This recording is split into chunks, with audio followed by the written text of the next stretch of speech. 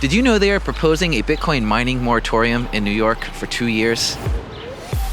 Welcome to the Dr. Orange Pill Pillcast. I'm Jesse, your host, and today we are heading to Albany, New York to stand up for Bitcoin mining in the state. Let's go.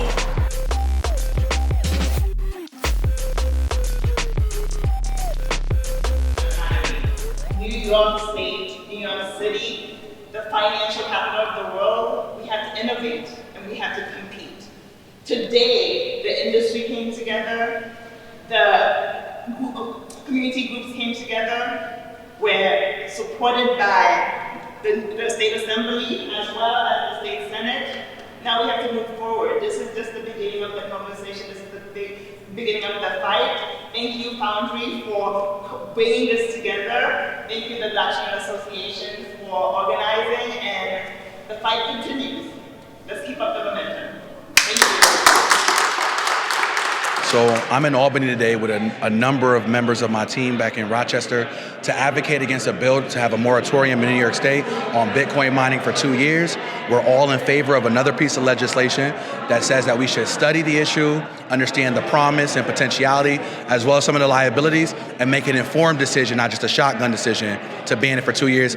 You all know 2 years in tech is a lifetime, a couple lifetimes. We're here to talk about economic development, preparing New York's workforce, economic growth. So the Bitcoin moratorium bill does nothing to stop climate effects, right? This is all about a ban. And how does that help us as New Yorkers struggle with how to compete? The crypto industry is hiring like crazy. This is a $3 trillion market that is looking for professionals of all kinds. This is not a space like big tech where you have to know how to code, right? This is a space where if you can master Excel, you can operate in the crypto industry. It is literally lifting people out of poverty like it is in my community. I have a mining engineer fellowship, which is the first program that I created, and those mining engineer fellows are making almost 300 times the African American median income in Rochester and almost 200 times the median income of an African American in New York State. Today we were here with Senator Cooney, Assemblymember Clyde Vannell, and they've introduced bills that actually focus on where we should be. Studying the issue, creating a task force.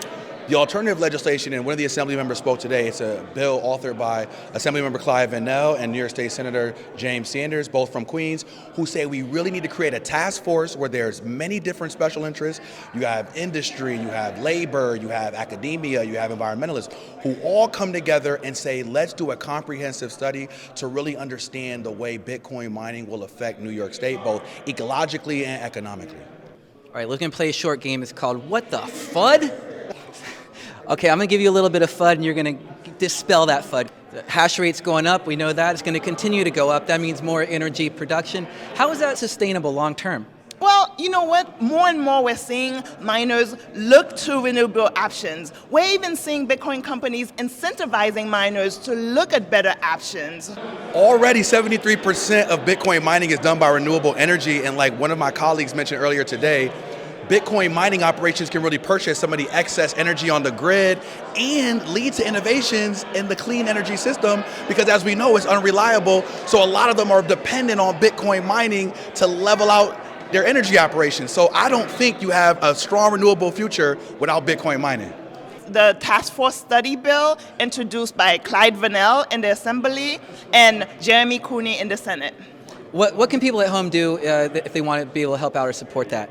They need to call their representatives across New York State. Call the governor, call the mayor, call your assemblyman or woman, call your state senator. We need to have this conversation, but we need the voice of New Yorkers in the conversation.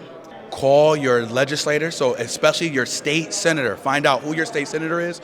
Call them and let them know you don't want to see a 2-year moratorium on Bitcoin mining in New York State. You'd rather see a study bill of created by a task force that has broad representation of all interests so that we can come up with New York strategy for how we're going to grow Bitcoin mining and other cryptocurrency mining in New York State. All right, thanks a lot, Adrian. That was a lot of fun. Thank you so much, Jesse. Thanks for talking to us, and thanks for everything you're doing on behalf of Bitcoin. Thank you.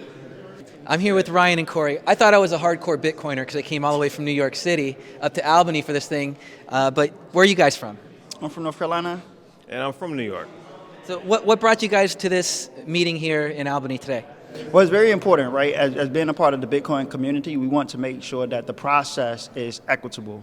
And we definitely need an alternative, and that alternative is Bitcoin. And one of the core components of Bitcoin is the mining aspect. So if you stop mining, then you can damper with the system, and it no longer becomes equitable. So we need everyone here and available with resources that can fight for Bitcoin mining. All right, we're going to go into a little bit of just straight up Bitcoin talk, all right? So here we go.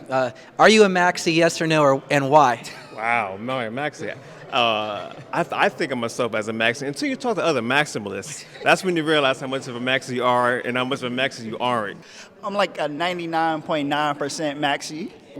Why is Bitcoin so important to you? You want to start first? Well, Bitcoin is so important to me. One of the things that always comes up, the first word is always freedom. Just the fact that I am in control of my own money. I don't have to ask for permission. There's no third party. It also adds a sense of responsibility on my behalf, you know what I'm saying, where I'm more cognizant about my spending, where I'm more cognizant about where my money goes. I'm more thoughtful about what's happening to it. So the mindfulness behind it, the freedom behind it, it's very important. Yeah, to me, Bitcoin is a tool for economic justice, and with economic justice, then you can have social justice. And that's one of the major pieces of something that is protocol and rules based versus emotion and feeling based. And right, as censorship resistance, there's no one singular point of failure or authority that we can point to. And that's what it means to me, that self-sovereignty piece. And within the Bitcoin community too, right? There's this pushback against, in a sense, overindulgence and just spending. It teaches It's some of us savings to be- technology. Bitcoin's for savings, dollars for spending.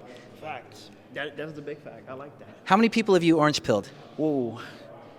I do not know, but it's definitely double digits on a weekly basis. Double digits. Double digits.